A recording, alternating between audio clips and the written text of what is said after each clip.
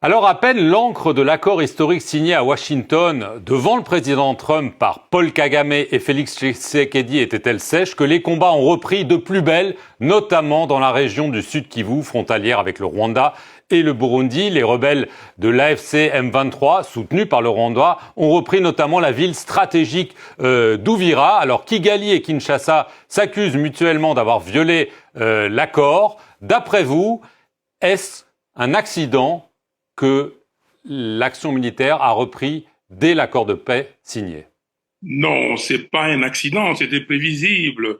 L'accord était un piège que M. Kagame a tendu à M. Félix Tshisekedi. Donc c'était prévisible.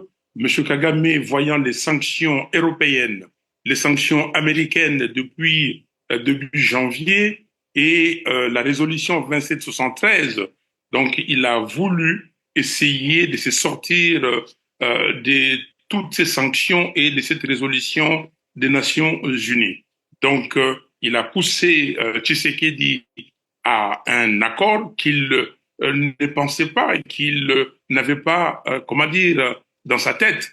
Et aujourd'hui, on le voit qu'il préparait la guerre depuis. Il a un objectif bien précis parce que cette guerre-là, vous le savez, c'est une guerre économique et une guerre des terres. Vous dites que Paul Kagame avait manigancé cela, mais il y a un autre acteur qui a quand même joué un rôle, c'est Donald Trump. On sait à quel point l'administration américaine a mis la pression et sur le Rwanda et sur la RDC. Est-ce que vous diriez à ce moment-là que Donald Trump a été naïf ou est-ce que, d'une certaine façon, il a été complice?